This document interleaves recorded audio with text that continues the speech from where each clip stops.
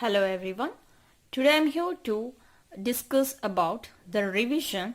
So what we had studied long before, all the four modules from the electric motors, and also in addition to that four modules, the fifth module one more we had studied related with the circle diagram, right?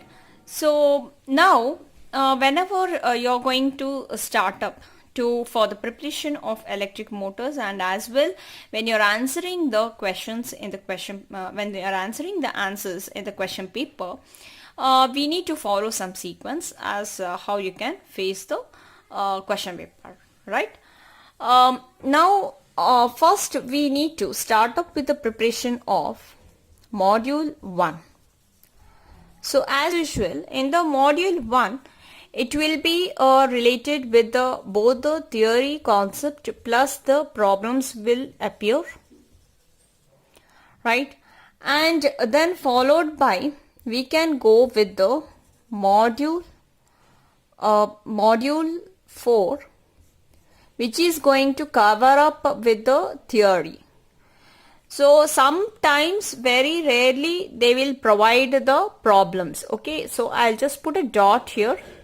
So problems will be a little bit doubt. They may ask or they may not ask. Okay. Then after that, we can go with module 5 preparation. In module 5, it will be almost, there will be a theory part which they are going to ask. Okay. Then after that, we will prepare the module 2. So in module 2, there will be a theory plus problem. And after that, we can concentrate on to that module 3. In module 3, we will only focus on to the circle diagram. The problem on circle diagram. If you're not able to follow it up also, you can be thorough with at least these 4 modules, which is very easy to score up in this subject. Okay, so let's move on with the sequence of how you're going to face the questions in few question paper. Now let's start in module 1. What are the main important topics which you have to focus on it? So I hope that you can just note it down, this summary what we had summarized now, how the sequence we have to follow it up to study in exam and the preparations. This is the sequence which you have to follow it up. Okay, fine. Now let's move on with the individual questions which is being based on in module 1. So now let's concentrate on to the module 1. So in module 1, it's cover up the DC motors and as well as its losses and efficiency. So as I told in the previous video, in module 1, there will be a definite questions of the theory as well as the problems. So in module 1, these are the few topics which you have to concentrate on it. So where it includes the first topic as the back EMF and significance. Okay. The second one will be the torque equation. It's very important derivation. So this is a derivation part. And the characteristics of the series and shunt motors. So it is also a theory type question with characteristics. And as well the speed control of a shunt and a series motor. So wherein here also it's you have to be a very well good in explanatory with the diagrams. Okay. So here the idea which you have to remember is the theory as well as the circuit diagrams with the characteristics, everything. Along with that, this is the only one derivation which you have to practice, which is very compulsory. Okay. Along with this, as you all know that once you know all its characteristics as well as the theory based on about the motors, Definitely you are interested to know about the applications. So they may ask the applications of a DC Shantan series motor. So you have to be aware with the applications. And the next, the remaining part which you have to concentrate is on, most of the question paper, it is going to cover up these topics only. So we'll check it out that once in the question papers what and all had been appeared. So only these 5 topics will be keep repeating. I have seen a few question paper, what they have done in the first part of a module 1, 1A, 1B, 1C. In that, part of a question had covered up exclusively this part, that is a DC motor starter. Usually this motor starter, they will be, they usually set it to the, as a choice for the second part of a question in a module 1 itself, but in most of the question paper they have concentrated only onto these topics. Along with this, the problems will be appearing. The problems based on the speed control of a shunt and series motor, and you need to remember a basic formulas which you require. Okay, now let's move on to the question paper. Okay, so let us check out. So what all the topics had been repeated in the question papers. So in July 2017, let me start up with the question paper. In July 2017, the first question in module 1, question 1A, it was, so in July 2017, the first question which has been appeared is derive the torque equation of a DC motor. So now here let us solve this. The torque equation, as you all know, the final derivation, you need to derive 1 divided by 2 pi into psi into Ia into Pz divided by A. Okay. So to derive this final expression or the torque equation, what the basic formula which you require? The basic formula, you have to write it down side where the power is equal to P is equal to T into omega. This is a basic thing which you have to remember. Only 2 formulas you require to follow it up so that you can reach to this aim, final derivation. And EB is equal to phi ZnP divided by 60 into A. Okay, and from this how you can finally reach to the final expression. Let us see that. See, as you all know that P is equal to T into omega. This is a major basic formula which you need to follow. Okay, and power is given by product of voltage and current, right? So what you can take up this P is equal to T into omega, that is your job. How you are going to prove it up? You have to follow up some theory part. Okay, how did you get power is equal to torque into omega? Omega is nothing but it is again 2 pi n by 60. The value is 2 pi n by 60. Okay, now what you are going to do is power is given by voltage into current, LHS. Voltage into current. So what voltage you will find is in the motor back EMF into the current is the armature current which is flowing to that. So that will be the power.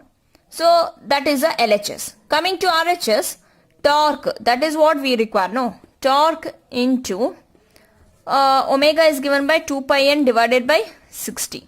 So what is EB? EB is equal to phi ZnP divided by 60 into A. Just substitute this value here. EB is equal to phi ZnP divided by 60 into A. That you need to substitute here. Then you have to just cross multiply neatly. So definitely you can reach to this value as 1 divided by 2 pi into phi psi into Ia into Pz divided by A.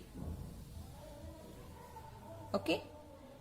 I hope you have got this easy technique how to derive the torque equation of a DC motor. But remember how you need to prove that P is equal to T omega, that you have to follow up the theory part.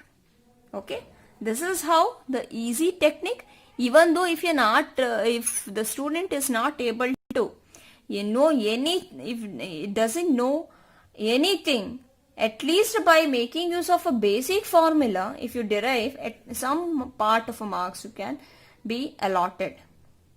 Okay, and who want really a full preparation, they should know this basic formula, how they have derived power is equal to T into omega, so that you can get full marks. Okay, so this is about the torque equation. Now let's move on to the second 1B question what has been appeared in July 2017.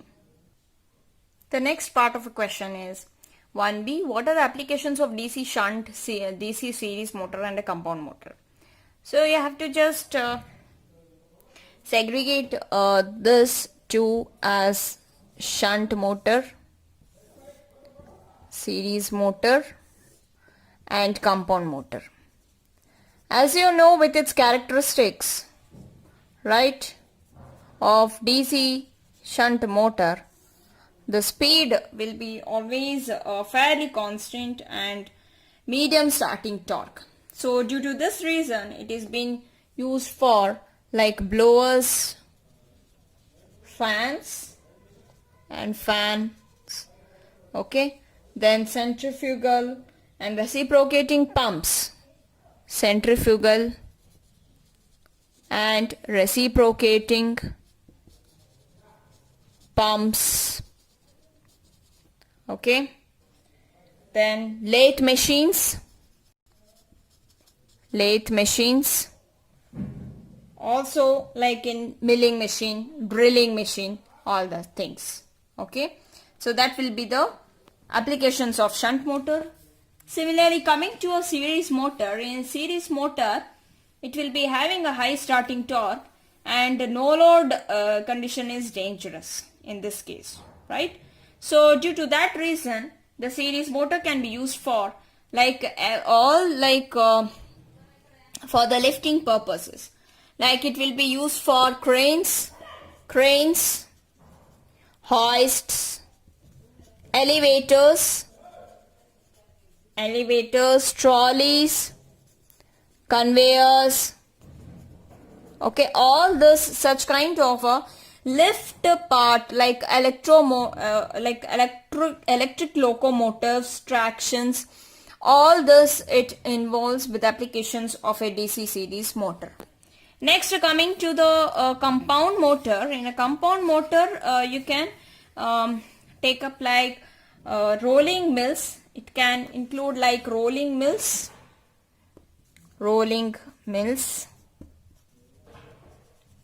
punches, okay, then shears, okay, then heavy planers, elevators, all this will be included as an applications.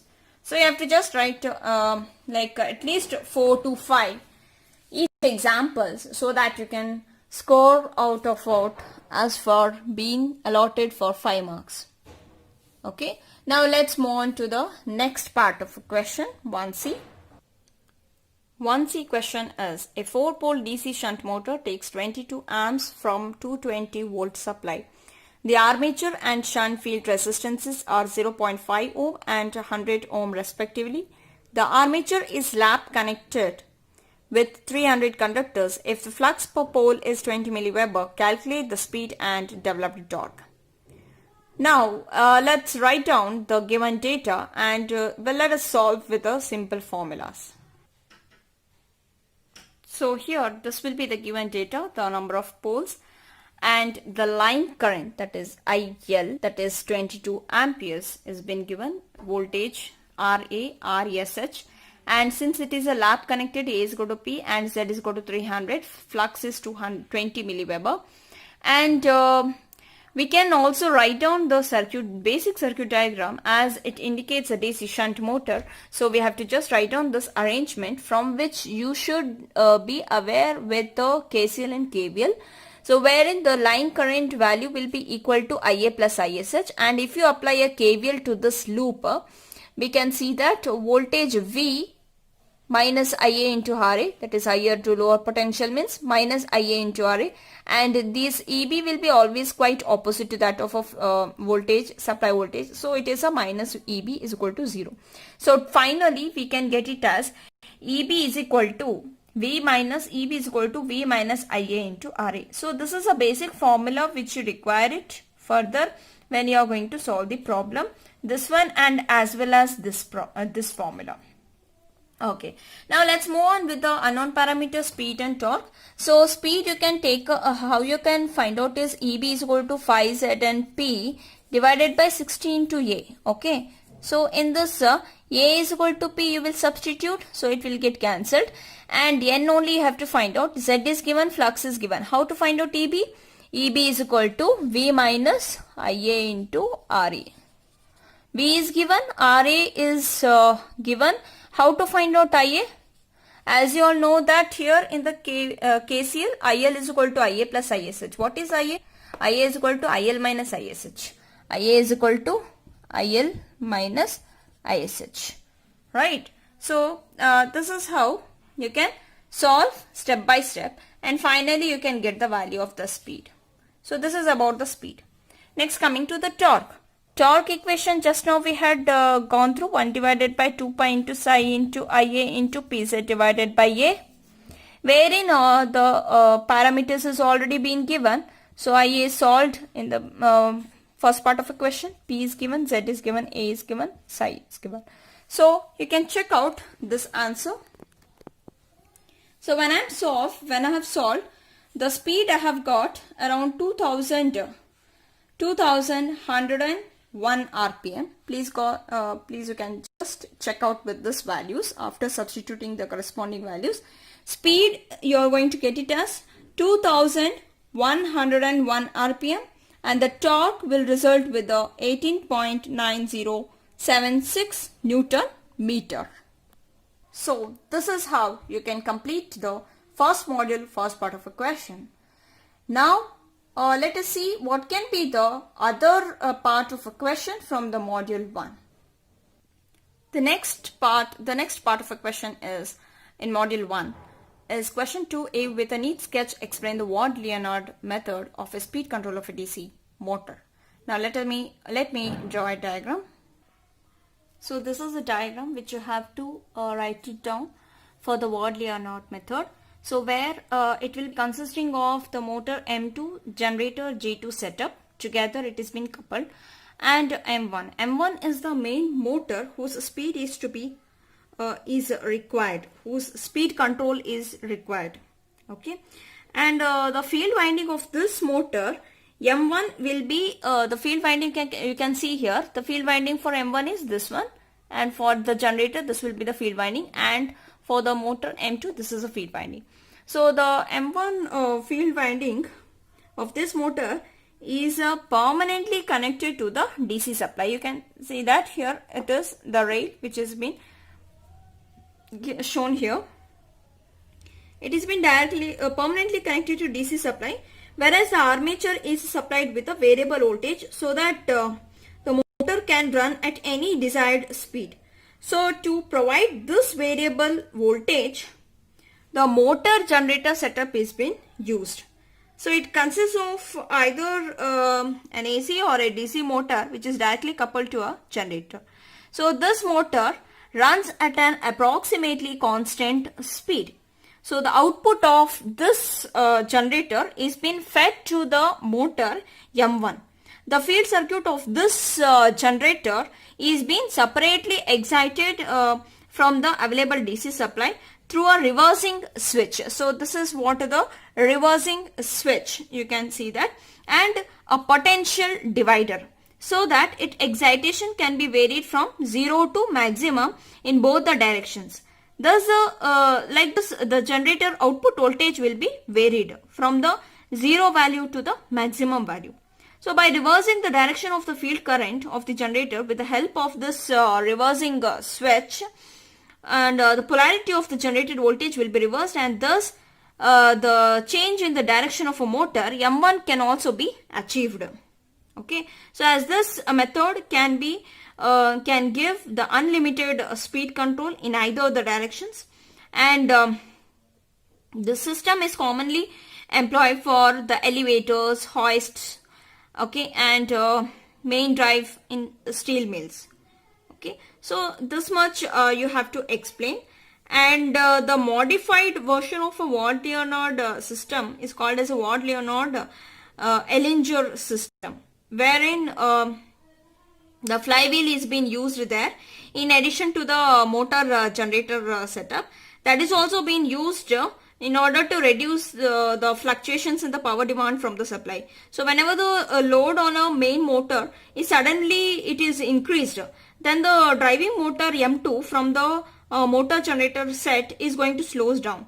So thus the inertia of a flywheel is used to supply part of the overload. So like this, when the load is suddenly decreased from the motor M1, then the motor M2 from the set is going to speed up, which is going to allow the energy to store it in the flywheel. So this much part we need to explain about the speed control of a DC motor by using a Ward-Leonard method. Now let us see the next part of a question. So the next part of a question will be based on the starter. So they have asked that explain the operation of a 3-point starter with a neat sketch. So this is the 3-point starter, wherein the starter is basically it is a variable resistance which has been divided into a number of sections. You can see that that is a variable resistances like R1, R2, R3, R4 and R5 like that. And the contact points of these sections are called to be as a studs, which has been brought out, and separately it will be shown it as from the position of 1, 2, 3, etc. up to run up to this position. There are 3 points, main points of a starter, that is L, F and A. L means line terminal which is to be connected to a positive supply. You can see that here. And F means it is being connected to the field winding. And A means it is to be connected to the armature winding. So this is a respective terminals which I have to write it down, draw it initially. And the upper part of this you can just draw it as a continuously. The point L here is further it is been connected to an electromagnet which is called as a overload release, OLR, overload release. The second end of this OLR is been connected to a point where the handle of a starter is been pivoted to this part. Okay, and the handle is free to move from its other side against the force of the spring, and this spring brings back the handle to the off position under the influence of its own force. Another parallel path is derived from the stud 1 which has been given to the another electromagnet. Here you can see that another electromagnet which is called as no volt coil, NVC. NVC is further is been connected to a terminal. You can see that is it is further it is been connected to a terminal F. The starting resistance is entirely in series with the armature, and the OLR and the OLR and the NVC, these are the two protecting devices of the starter. Now this is about its construction. Let us move on to the operation. Initially the handle is in the off position. When the DC supply to the starter is switched on, okay, then the handle is slowly moved against the spring force to make a contact with the stud 1. At this point, the field winding gets supply through the parallel path which has been provided to a starting resistance through the NVC. Through the NVC. Now, while entire starting resistance slowly it will come in contact with all these resistances. So you can see that while entire starting resistances comes in series with the armature, and the armature current which is high at start will get limited. So as the handle is moved further, it goes on making the contacts with all the studs 2, 3, 4, etc., cutting out the starting resistance gradually from the armature circuit. So you can see that further this has been connected to the armature point. So it is going to get cut out from this armature. Okay, circuit. Now finally when the starter handle is in the run position, the entire starting resistance gets removed from the armature circuit and the motor will starts operating with normal speed and the handle is moved manually, and this is how you can see that the 3-point starter is going to work with it. Now this is about the operation of a 3-point starter. The next part of a question 2C is based on the problem. Now let me write down the problem which has been appeared.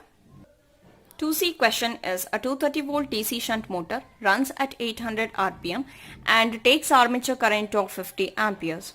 Find the resistance to be added to the field circuit to increase the speed from 800 RPM to 1000 RPM at an armature current of 80 amps. Assume flux proportional to field current and armature resistance is equal to 0.15 ohm and the field resistance is equal to 250 ohms. Now let us write down the given data. So as per the problem, the given data will be voltage is equal to 230, what we have underlined here. Resistance, armature resistance is 0.15 ohm and shunt resistance is 250 ohm, and IA1, that is the armature current 50 amperes and it is going to get increased to 80 amperes by inserting the resistance. So that is what we have to find out, the value of Rx. So this is what the circuit diagram it looks. Initially the DC shunt motor it looks like this with all the suffix values as 1, and next part of it we have to increase the current, armature current to 50 to 80 amperes. So that is why we have to insert one resistance. So we need to find out this Rx value. So our aim is we have to find out this Rx value. Definitely the I shunt 2 value will get changed, right? So first before we find out the Rx value, we should know the I shunt 2. So how to find out the I shunt 2? Okay, so as this is all the N1 speed, N2 speed is given there, and also it is given that we need to assume a flux proportional to the field current. So flux is directly proportional to I shunt. As we know the relationship EB is directly proportional to N into psi, or you can write it down that N is directly proportional to EB divided by psi. So again that is nothing but EB divided by what is psi, flux is directly proportional to the shunt current ISH. So there are two different cases. So N1 by N2 you can write down, N1 by N2 is equal to EB1 divided by EB1 divided by I shunt 1 multiply by I shunt 2 divided by EB2. So this is EB divided by I shunt. So EB1 divided by I shunt 1 whole divided by EB2 divided by I shunt 2. So this is how it results with. N1 is given, N2 is given. N1 is given, N2 is given. We have to find out the corresponding. What is EB1? What is EB2? Let's find out that two terminologies. So EB1 can be written as, since it is a shunt motor, V minus IA1 into RA. Solve this. All the corresponding values you have to substitute. EB2 value will be equal to V minus IA2 into RA. Okay. Again you have to find out the value of EB2. So EB1 and EB2 can be solved with these two basic formulas. Next, coming to the I shunt 1. I shunt 1 you can find it out by the Ohm's law, voltage divided by R shunt. Okay, so that value you can easily find out. So we, after solving EB1, EB2 and with the I shunt 1, we have to find out the I shunt 2. So once you find out the I shunt 2, we can easily find out the Rx. How? So I hope you have followed up till here. So I shunt 2, I am going to get the answer as 0.721 amperes. 0.721 amperes. Now let us find out how to get the value of Rex. Since according to this Ohm's law, the R shunt, according to the Ohm's law, this is what the current flowing I shunt 2, right? So can we write according to the Ohm's law, I shunt 2 can be written as the voltage divided by resistance. What voltage it is appearing across, this is the supply voltage, right? So voltage divided by Rx plus RSH. So voltage is given there, right? And shunt resistance is also, it will be given there. And just I shunt 2 we have found just now, and find out the Rx. In this problem, Rx value you are going to get it as 69 ohms. 69 ohms. Please check that. 69 ohms. So this is how we can easily solve this 2C question.